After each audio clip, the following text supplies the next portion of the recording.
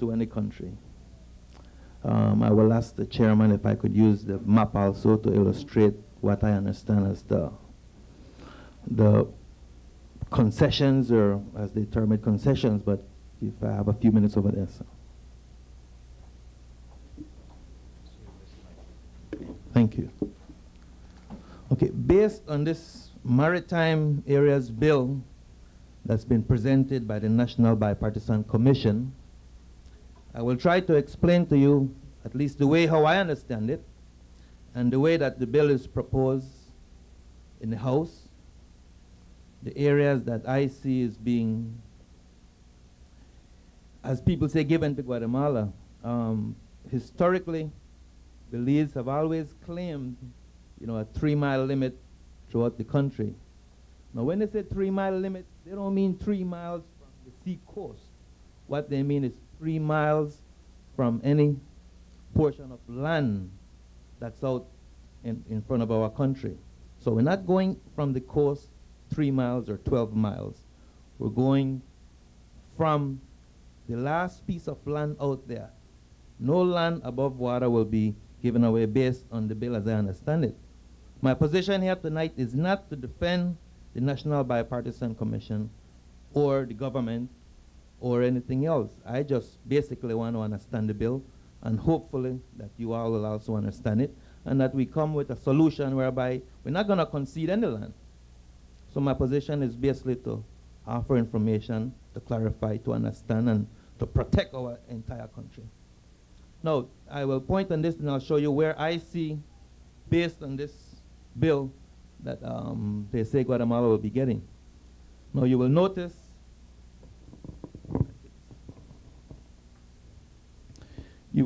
down here, as they mentioned from the Sarstoon here, Belize, as the bill states, Belize have always claimed 3 miles everywhere around this entire country. From the last key down here, which is the Zapadillo Key, you claim 3 miles all the way out here, past the Glover's Reef, down all this way. You claim all these areas. It's not 3 miles or 12 miles from here. Otherwise, you're going to give away the whole barrier reef. Right, not from the sea coast. No.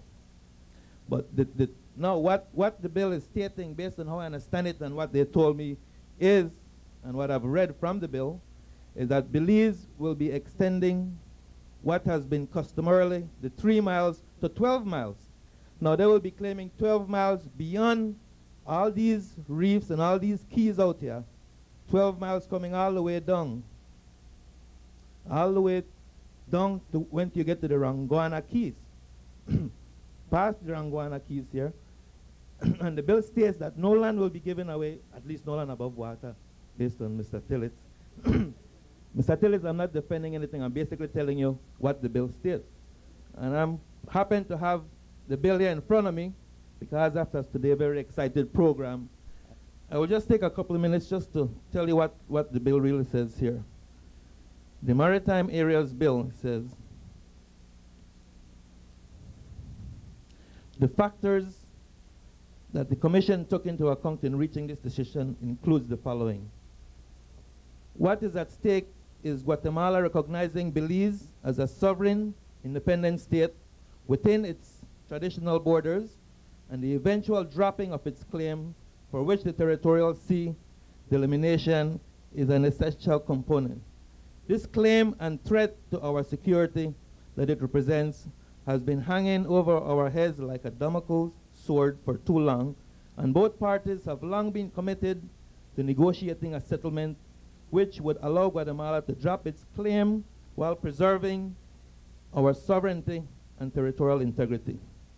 Belize has always claimed only a 3-mile territorial sea in accordance with British practice. When we became independent, and until now, Belize has not laid claim to any wider area of territorial sea. We are not therefore giving up anything that we have claimed or enjoyed until now. On the contrary, the proposed law significantly enlarges our territorial sea to 12 miles over most of our coastline. Guatemala has, on the contrary, claimed a 12-mile territorial sea since 1939. Because Belize has traditionally claimed only 3 miles, Guatemala has been able to effectively enjoy the area in the south it claims as its territorial sea, and to get out to the high seas without passing through the seas claimed by Belize as territorial sea. If we were to now increase our territorial sea in that area, Guatemala argues we would be depriving them of an important facility which they have hitherto enjoyed. This would naturally create a flashpoint of tension and potential conflict, which we feel sure all Belizeans wish to avoid. In negotiating the point to which Belize should maintain its territorial sea to 3 miles, the Guatemalans argued not only that they have traditionally used a particular route to reach the high seas, but also that the depths of the sea in the area require them to go as far north as the Gladden entrance to get to the high seas. And the Belize side had to insist in negotiations that our 3-mile limitations not go further north than the Ranguana Keys. So based on that, as I see it and understand this, and hopefully if this is not so, we can still get more explanation and clarification on this issue. But this is just a smart part of the bill. There's many more important issues in here that we possibly could get into as this discussion goes on. So I just want to pass this over to the chairman again, and let's continue the discussion. Thank you.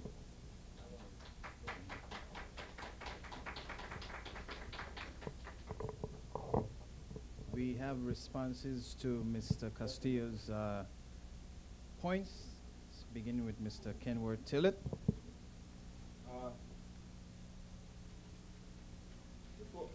Before we start talking about 12 miles and territorial limits as such, we have to start asking, why would we even consider giving them official recognition as owning this territory? If we only claim 3 miles outside of Ranguana, then we are conceding that anything coming from Sarstoon up in front of Ranguana belongs to Guatemala, which they have the right to defend and control. These people have been our traditional adversaries, I'm not going to say enemies, for so long. And we are going to allow them to control more than almost half of sea territory, because militarily we cannot stand against Guatemala. If we give them, this is just one angle, if we give them 3 miles outside and say, okay, this belongs to you, then these people can cut our country in half right down the middle, and we have no say because we cannot do anything militarily. When we start giving them control, allow them to claim these seas as such, they have to have the rights to explore. We made that quite clear. They have the right to govern and control and to expedite minerals above and below those waters. So what we are saying in fact is, we are not only going to give you access, we are going to give you a little, we are going to give you some of the little we already have, although you have so much, so that that 2% can continue to control more of the big pieces of land that they do in Guatemala. As to negotiating in Guatemala in the first place, where this claim is concerned, Guatemala has always had unimpeded access into the Caribbean. That has been respected. What has been a problem was when they started putting their military vessels out on those waters and saying that they belong to them. Belize is no threat to Guatemala militarily. Guatemala is a threat to Belize militarily, and when we talk about Guatemala and the suppression of their own people, imagine what they're going to do to Belizeans. Thank you.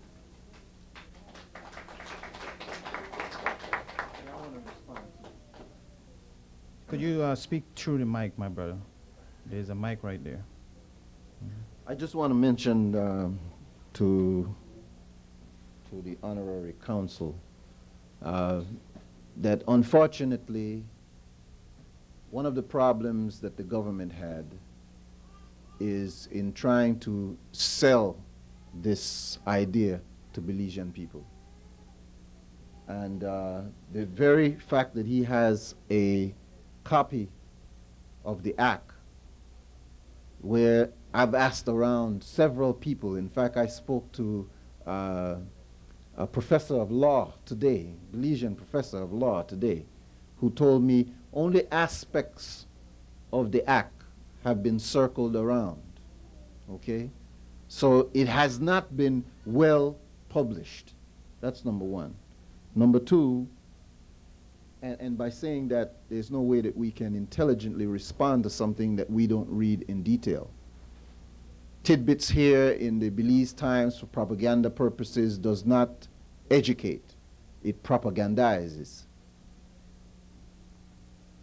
Reading about Prime Minister and the commission being at this meeting and that meeting and so asked them a question and they responded here and the reporter says this. A reporter can only report. It's a different thing when you publish the document and you send the document out to the people. And we should have done that. We have Mr. Palacio, who will be making a point. Good evening, everybody. My name is Clifford Palacio. What strikes me about all this issue is that we did not have in our hands before what Mr. Castillo has. When I came here tonight, I was uncertain of the terms that the government is discussing over this issue. Now, I am just beginning to see a glimpse of what is happening. However, my question here is, perhaps no one thought of this earlier. As I understand it, that piece of land that where Barrios and Livingston is located, I understand it was leased from Honduras. What part does that play in all this issue? I would like to have an answer. Yes. I don't really know if I could answer it, but from what I understand, that Barrios and Livingston has been leased to Guatemala by Honduras, and at some point, I do not remember when, Honduras is going to reclaim their territory. And Guatemala's biggest problem has always been when that is taken away, where are we going to find the area for a seaport? And that is why the southern part of Belize has become so ideal for their purposes. That apparently has been their one of their overriding factors, because at some point, the borders as they exist now, we look at Barrios, Livingston, as Guatemalan territory is going to become Honduran territory, and they are going to need access to the Caribbean Sea and the deeper waters out there. So that is one of the reasons given. Of course, I didn't read that in any books. That was taught to me by my grandmother. Again, I wonder how long is that lease or that concession? Are we nearing the time when that lease is up? Why this question is up now? Yeah, okay. I would like to raise, and for those of you who have questions, you can come to the mic. But I would like to raise 2 points for food for thought. One, and Brother Nuri raised this point, if we have accepted and have stated over the years that the claim to Belize is illegitimate, are we now saying that that have changed? Now, if we are saying that that have changed, then we need to make that explicitly clear to the population. We are now saying, no, Belize have some, Guatemala have some legitimacy to Belizean territory. So are we changing that position? That has to be made very clear. Secondly, who are we negotiating with in Guatemala? Based on my studies of the political structure in Guatemala, it's a virtual military garrison that my brother here, Mr. Rojas, have stated. It's a militarized zone in Guatemala. So who are we negotiating with? The president of Guatemala stated that he was willing to visit Belize for its independence. he had to cancel that because of pressure from the military. His foreign minister subsequently resigned in protest of his declaration to visit Belize for its anniversary, its 10th anniversary independence, which clearly shows us that the political system in Guatemala is very volatile. So who are we negotiating with? That has to be made clear. Does the government there has any legitimacy?